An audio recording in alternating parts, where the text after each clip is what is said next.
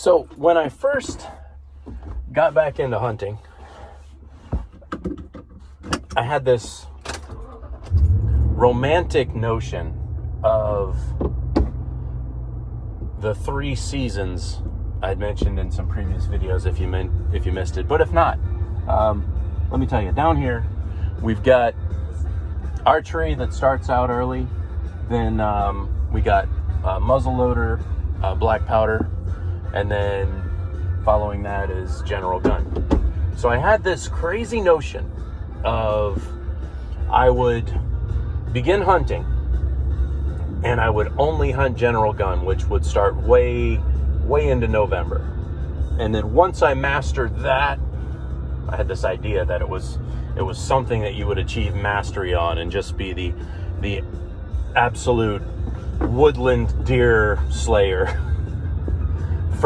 the furry thing death dealer, and then get the muzzle loader, and then perfect that type hunting, and then finally the ultimate challenge of archery. And so a guy I was hunting with that I asked him, hey man, I want to get into this, I'm serious. And he said, well, he thought about hunting archery. And I'm like, well, and I gave him my little theory. He's like, well, that's a nice theory, and you can do that if you want, but if you want to get out there and get hunting, when you do archery, you're out there the second week of September. Essentially, almost 2 months more of hunting than what you would get just in general gun for our area.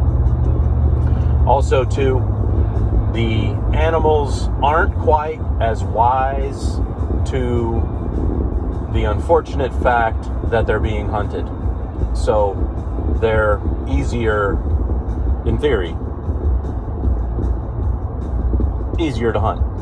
Now, as a result, ranges for archery are much closer than they are for gun. Ethical shooting down here, not me, but other people can make a 200-yard ethical shot with general gun. A lot of people can make a 100 and even into easily a 50-yard ethical shot with muzzle load. Archery's a lot closer. You see videos where people really lob those shafts out there to far distances, and that's all well and good. Some of that stuff, in my opinion, when you watch those videos, they're just gimmicks. But in my case, I was like, okay, let's do this. And he said, here, try this. And he loaned me this Bear compound bow, and it made this strange creaky sound whenever you'd pull back on it. And the cams that it had, I don't know if they weren't actually the style of let off. So I don't even know what the point of it being a compound bow was. We got it tuned up, got the creak out of it.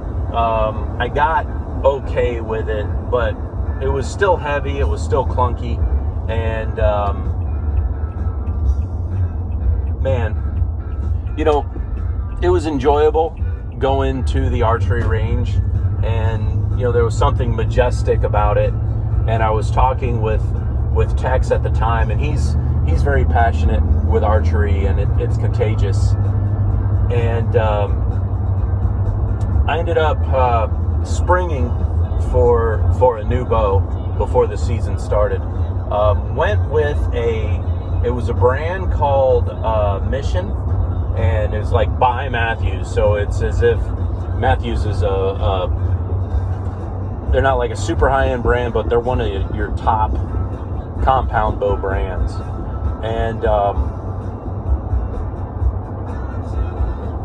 this thing, I think it was the Mission Rage. This thing was an absolute delight to shoot, and ridiculously accurate. I mean, we're talking at,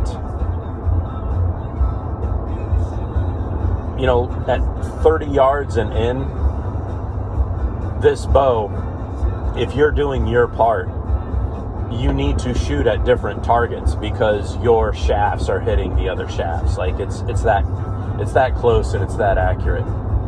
And I shot it for a couple of years, still learning the ropes of hunting in general. And at the time, my ATV, because the property necessitated an ATV, it was I was using an old Honda 3-wheeler with a pull start, and I ended up hurting my shoulder, and ended up switching over to crossbow, got a different type of wheeler, and man, that was, I can't even tell you how many years ago that was. At least 6-7 years ago now, maybe? I don't know. But I've always missed it, and there were some aspects of it too about working so much that I didn't feel it was ethical for me to hunt if I couldn't put forth the time and make sure those shafts were getting on target and having all my ranges calculated. So the crossbow worked for the suburban dad. And it's kind of sad, because as well as I've done with the crossbow, it's like my least favorite thing to shoot. Anywho, catch y'all later. Hope you enjoyed, and hope everybody had a great weekend. We'll see you later.